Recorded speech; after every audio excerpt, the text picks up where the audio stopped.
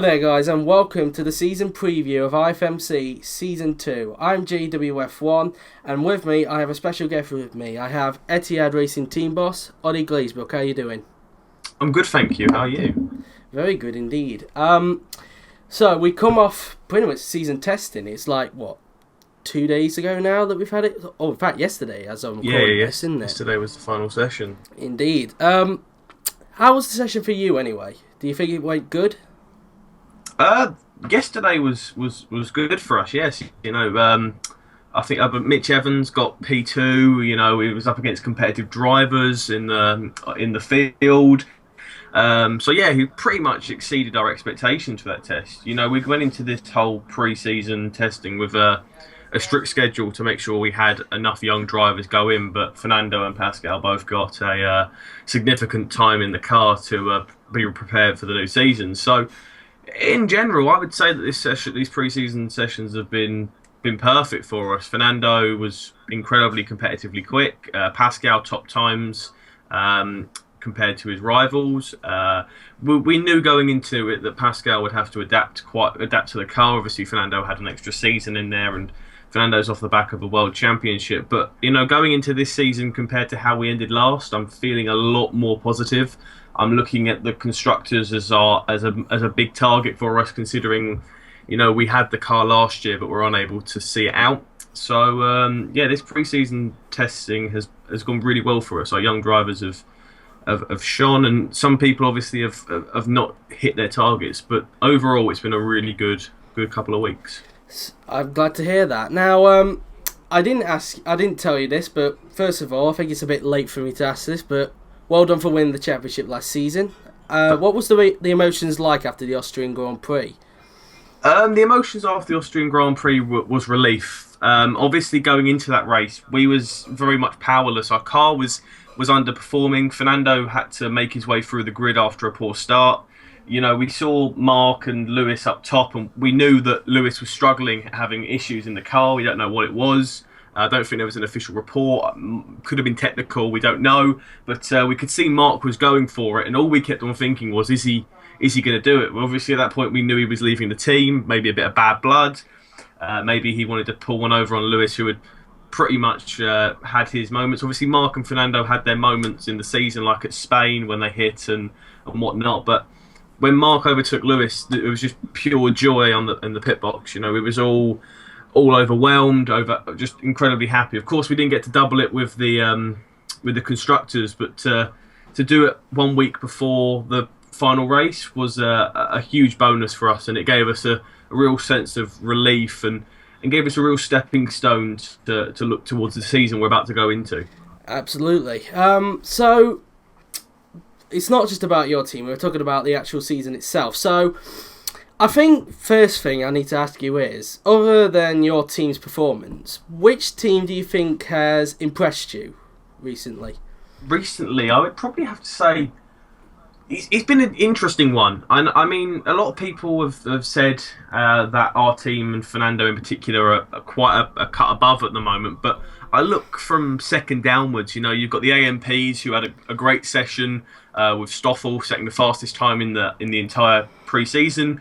I've seen the likes of Rossi and Rosberg who have impressed. Rosberg I expected, but Rossi had some great times in there. I would probably have to say the Eldorados have improved. It's nice to see that Valtteri has,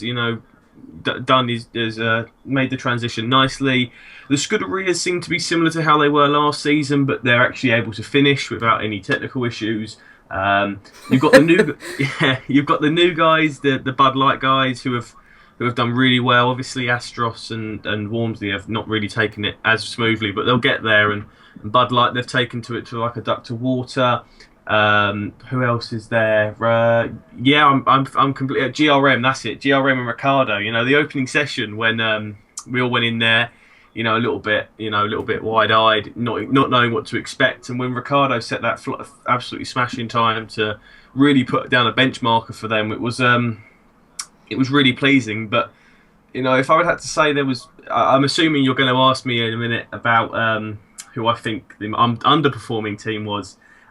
It would be Red Bull Audi. Obviously, the constructors winners. I think everyone is surprised by their colossal fall from glory. It seemed, they brought in Joseph Newgarden, which was, in the paddock a bit of a surprise considering he wasn't one of the standouts in GP2.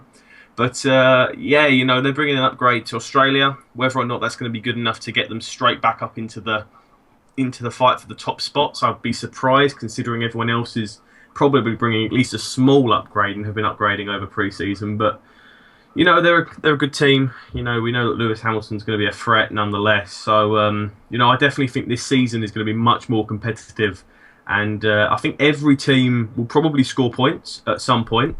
And I also do think that there's going to be a much wider variety of podium finishers this season. Indeed, and going on top of that Red Bull Audi shocker, I think it was a big of a surprise to see Lewis Hamilton down in 14th on the last day. Pretty shocking. This season is a little bit different in terms of the calendar. Last season it was cut down to 11 because of issues, but this season we've got an increased calendar in 20 races. And we've got these new tracks coming in as well. What do you think? How do you think the approach will be to these new tracks, and what do you think of these new additions coming in? I'm happy with the new additions. The more races we have, the more time that we can maybe pull out a gap in the championship, or if we lose something, we have more time to gain. Last season was very, we was unsure whether we was going to a race weekend or not. So we had a schedule and a plan, but that schedule kind of got thrown out the window quite early on. But with this new schedule and the new tracks, we'll be heading home to Abu Dhabi as a team, which will be lovely for us. Hopefully, we will either win the championship there or have won by then, so we can enjoy the weekend. But the more races on the calendar, the more excitement we'll see. A lot of people were disappointed we didn't get to see that Silverstone last season, and that was one of the races. Obviously there's a lot of British teams on the grid, especially with like last season with GB Racing being in it. That would have been a story if they would have got their first points there. But it was we're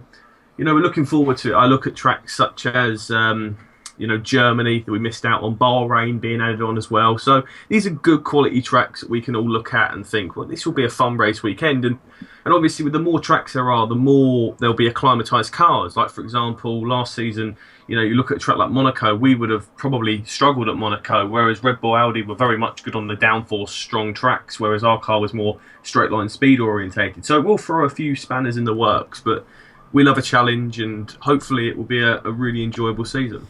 Absolutely. Now, one more thing, a couple of things actually for IFMC before we move on to the lower tiers. There's a bit of a change in terms of tokens as well. Last season we had 40, and it was pretty much, it was impossible for them to run out. But now, coming into this season, they've been reduced to 25. So now that there is a chance for teams to run out of tokens, do you think that's going to change people's approach on how they should upgrade?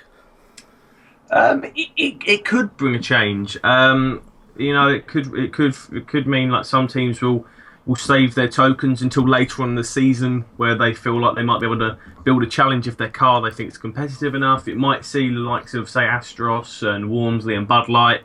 They might leave it late and they might bring their packages later on and gain more time, and it could mix up. But if everyone spends the max 25, then everyone is likely to bring a similar power package. So say everyone brings 800 each, then there shouldn't be that significant. But there will be teams that will use it tactically. For example, the AMPs brought an upgrade to the final day of had an upgrade for the final day of Catalonia 2 day 4, which did make their car fastest. But obviously they're going to now have that package or close enough for Australia, whereas other teams will bring fresher, maybe bigger upgrades. So yeah, it will be a swings and roundabouts sort of thing.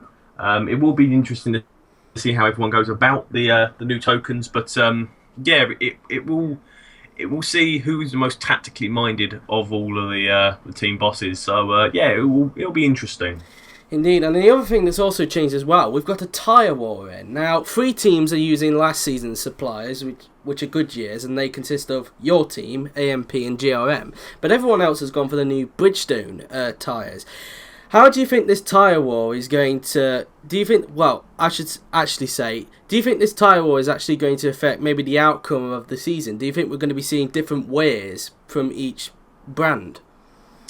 Yeah, it definitely could be a significant significance in wear of tyres. I dare say each team has looked at how it would affect them, price and whatnot, and obviously working on a budget. But we looked at the Goodyears personally as a tyre that worked very well for us last season. We never had any major tyre wear issues. We never had any concerns. So we show our loyalty, and we said to the Goodyear, we'll take you on again. If you're working well for us and it's working at a decent level, then we'd be fine. But I do think that obviously only 3 teams have stuck with the Goodyears, so whether we've made the right decision there is questionable. But yeah, I don't think there's a too big a gap between the 2 tyres, but I think there's a big enough gap for there to be somewhat of a war, yeah. Indeed, and finally, in terms of IFMC, going back to your team, what is your target for this season? Is it... I think I'm going to guess one of them straight away, but do you have any more targets on top of that? I have set out 3 simple targets. It's to, first of all, get our first 1-2, which we've sadly been unable to get. We would love for Fernando to retain the Drivers' Championship, or Pascal to get his first championship on the board. The big one is Constructors. We felt we had the car last season, but we just didn't have the consistency with Valtteri. He was struggling to get that car across the line. For some reason, it was just his car that was plagued with issues. But what we would like to do and have a set of is we'd like to win at least half of the Grand Prix. At least half of the Grand Prix wins. It's a basic target. Our goal is to win at least 14 Grand Prix within the entire season. That if we hit that 14 race win target, we will know we'll win that Constructors' Championship. That's how we're mathematically seeing it. But you never know. We might have the AMPs who just hit the ground running, but win their first race, win the first 10 races, but just struggle at the end. You never know with this sport. It's definitely topsy-turvy. But we have our own targets and goals, and as long as we hit our own personal targets, then we'll be happy. Indeed. So that concludes for IFMC. Now, before we move on to IFMC GP2, as promised, here's a look at all the kart launchers for GP2.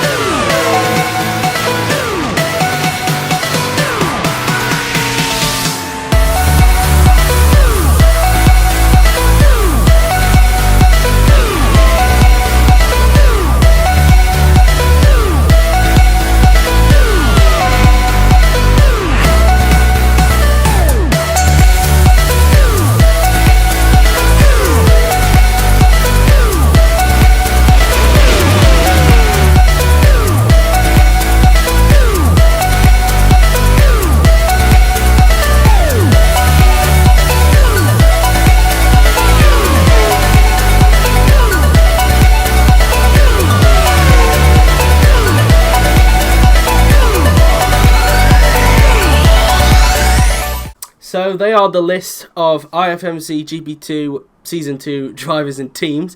And it's looking quite an interesting field, and especially with that new team, Pertec Grand Prix. How do you think that team will get on when it's 2 drivers?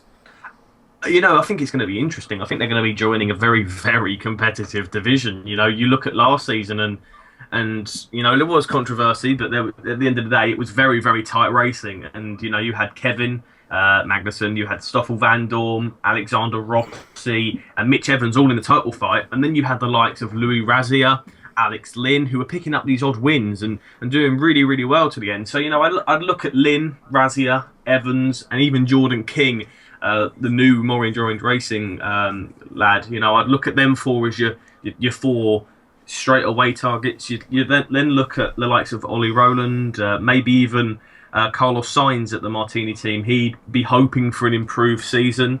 Gasly, at the Willows team, and it's a very, very tight grid. And for PureTech to come into it and expect high performances very early on is going to be a challenge. They'll have to set their own personal goals and whatnot, but GP2 this season could be where the big bulk of the action comes from over a race weekend. I always watch GP2 from a distance and let the GP2 go by itself, with my focus being on the main tier. But it's always fun, entertaining racing. The cars are by no means slow. They're very, very quick cars, and with the new format as well that you're bringing in is going to be an interesting one. And again, bigger calendar, so it should bring some really good racing. And for PureTech will have to adapt quickly, shall we say. Indeed, Jake Shute will have to there, who is the team boss of PureTech Grand Prix. Now, you mentioned a new format, and that was what I was just coming on to next. There's a new format now. Last season in GB2, there was 2 qualifying sessions, one for the feature race and one for the sprint race. This time around, though, it's like real life. There's only 1 qualifying session, and that's for the grid and the feature race. The sprint race grid is determined by the feature race results, with the top 8 getting reversed. And also changed as well are the fastest lap and pole position points. Pole position is now worth 2 points, and that only applies for the qualifying for the feature race, and 1 point for fastest lap, and that applies for both races. So how do you see the change affecting, the championship really? And do you think this change could be good for GP2? I think it's going to be a fantastic change for GP2. A lot of times you'd have the same sort of people, the Magnussens, Rossis and Van Dorns and Evans and whatnot, taking them both pole positions. And a lot of the time you'd have one person that had that track down to a T and would take 2 pole positions, and that weekend would be theirs. I think that having the reverse grid will then show that drivers that are quick around that track have to make their way through the grid. It will give drivers the purpose to battle for the places, like 8th position, for example, to get their to get points. I think also the pole position will make the qualifying much, much more important. You can look at the qualifying as the only opportunity you get to really set a good example in the feature race. But it's going to be very, very tight. I think with the new regulations, it's going to make GP2 much more of a challenge, much more of a skilled competition, rather than if you take pole, you're going to walk with it. So, we'll brief our drivers on the new changes. Obviously we brought in Mitch from Orange Racing to lead our TP2 division, and we're excited for the new system. It should be a really good thing for the GP2 division. Indeed, and I think you were going to gather I was going to ask you this question at some point about the controversy that happened after the season. Pretty much, if you don't know what happened, because you didn't see it on YouTube, but if you watched it on Twitch, Kevin Magnussen was originally classed as the champion, and unfortunately there was a calculation error, because it turned out that Rossi actually won the championship instead. Now this guy over here, funnily enough, and I did laugh about it when I saw his tweet, went onto Twitter, clearly putting down Magnussen the undisputed GP2 champion. That was good. Yeah, I actually chuckled about that, but you must have felt that after hearing that news, Prix, your heart must have been, you must have been gutted.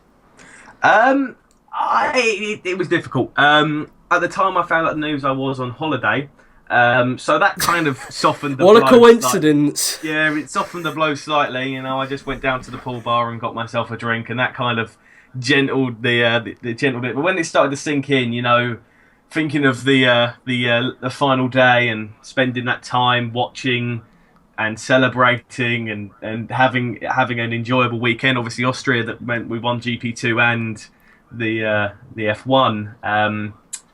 You know, it did take its time to sink in, but luckily for us, we'd got Kevin Magnussen a record-breaking deal to Monster worth 20 million, which is the largest transfer. But of course, for us, we didn't have strings on Kevin. You know, it didn't affect us. You know, we didn't have Kevin. You know, we didn't revolve Kevin. You know, we didn't try and get him into another team on loan. You know, we could have had him in GP2 for another season. So at least we had our plan set already. It didn't affect us overly. It was just obviously a little bit heartbreaking for the whole team. You know, we'd spent a whole season battling for this title. And to be fair, it was a huge, huge comeback. And to be fair, when everyone saw that Magnussen had taken a position where he could win it, everyone was shocked because Alexander Rossi, fair play, did dominate that championship for the early stages. But Magnussen was consistent. I don't have a bad word to say about the lad. He was very, very good. So I'm hoping he does really well at Monster. And, you know, we'll look at our GP2. We're focused on this season. Obviously, every time we go up against a more enduring racing car, there'll be that sense of hopefulness that we can just slide the old finger in every time we pass them, and hopefully we can win the constructors off them this time. And I understand it was a simple human error, so I wasn't annoyed, just a little bit gutted. Indeed, and one final question in terms of GP2. Obviously, you'll probably go for your drivers for this question, but if your drivers aren't able to do this, who do you think will win the championship in that field? This is a difficult one. We've got equal cars, so it comes down to driver ability. Now, I would probably have to use last season as a benchmark, and obviously I'd have to then look at how they've done in the IFMC pre-season tests. The drivers that have caught my eye so far, I think Louis Razia is a very good young driver. I think Jordan King also is a very good talent. Alex Lynn, Pierre Gasly, just a couple of lads. Obviously, I'd love to put my drivers down, but I won't do that out of respect. But it's a tight grid, and you know, anyone could take it, but you'd have to look at, you know, I'd say probably Lynn, Razia, or maybe Will Stevens. I think he at Austria started to come into his own at the end of the season. He was one of them good young drivers you'd look at, but maybe Haryanto as well. You know, there's so many good drivers in that grid, and you know, last season it was you could look at them just based on name. You know, Rossi, Van Dorn, Magnussen. Them three were the three standouts from the beginning that you would say, yeah, they're class drivers. But now we're looking at unsung names, the Alex Lynns, the Mitch Evans and whatnot. They were the I would say that they had the top three. You had then from 4 to 6, which was Lynn, I would say Lynn, Evans, and probably Haryanto. They were the other three. So if you take the top three out of the equation, I would probably have to say in that sort of region. It's going to be it's going to be a very, very tight championship. But because obviously there's no engine power to compare with the top tier, you know, it's just based on driver ability, and each driver suits different tracks. So, yeah, anyone can win it. Indeed. So, that concludes GP2. Now, moving on to the final thing, and that's the brand new IFMC GP3 Championship. Let's have a look at the teams and drivers for that.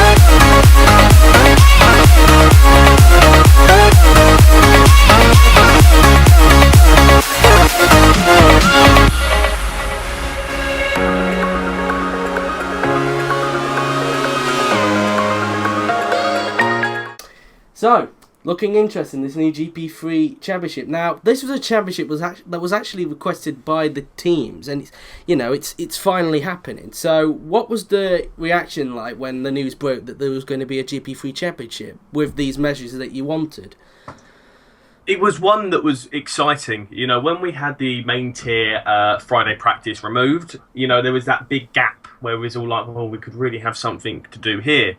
And with the GP3, obviously, it's not GP3 real life conditions. You can have any driver, any age to compete. So, for example, we've got Kimi Räikkönen in the grid, which is, Kimi Räikkönen in GP3, obviously. So, it's a very exciting thing. It means that teams that didn't have a GP2 team have the opportunity.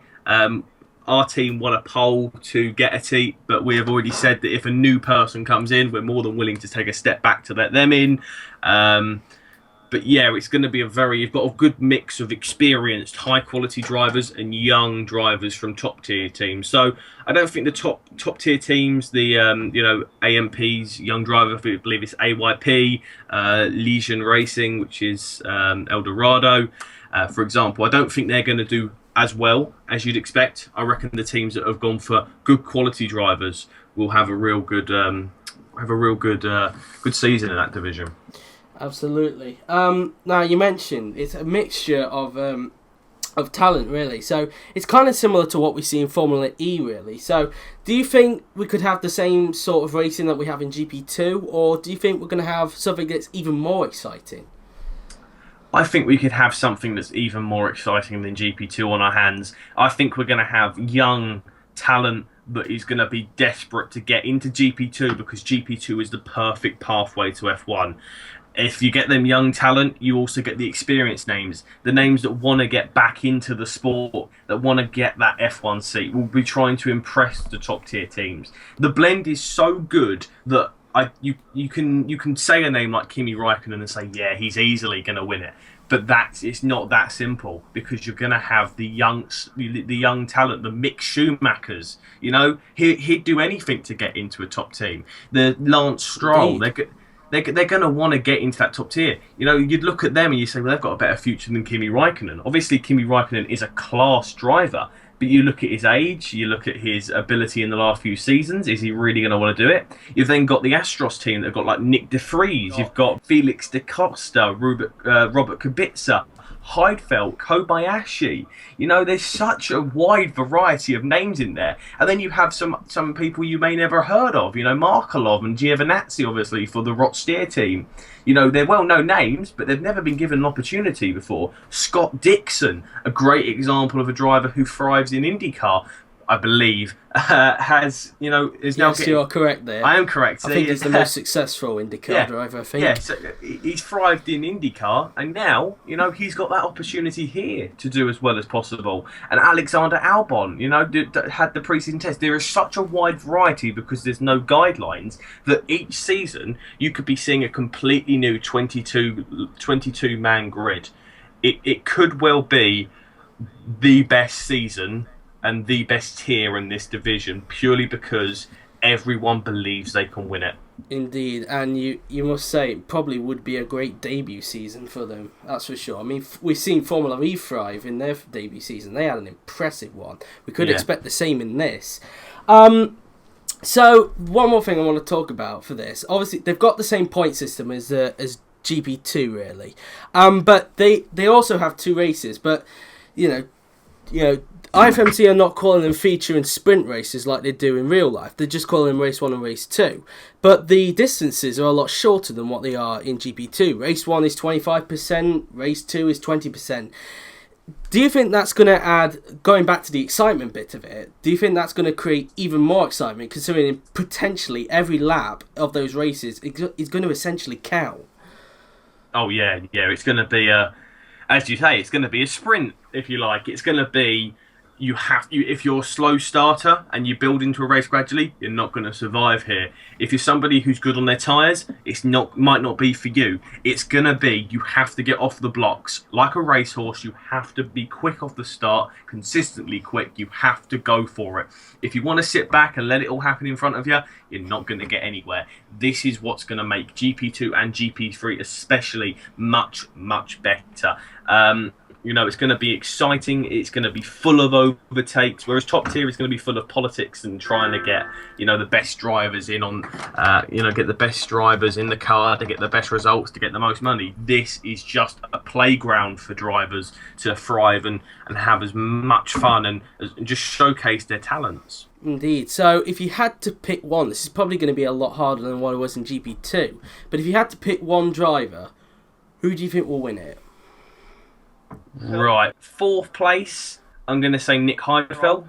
3rd place, Lance Stroll. 2nd place, Mick Schumacher. And for me, just based on his name and the fact of his talent, I can't see Kimi Räikkönen doing badly in this league. I think Kimi Räikkönen, for me, is the odds-on favourite. His years of experience, his world championships in Formula One, he's the sort of name that you'd want to have at your team. And if I'm honest, I think the Cold North Racing team have absolutely picked up a steal of a driver. He was in the main tier last season for, I believe, he was up the main tier for Schmidt. That was it for Schmidt. Doing a decent job for what he had in that car. So but at the same time, I say that. But can you call Nick Heidfeld? Last season picked up great points, great positions. Robert Kubica's got a great history. It's just such a wide variety. I couldn't pick.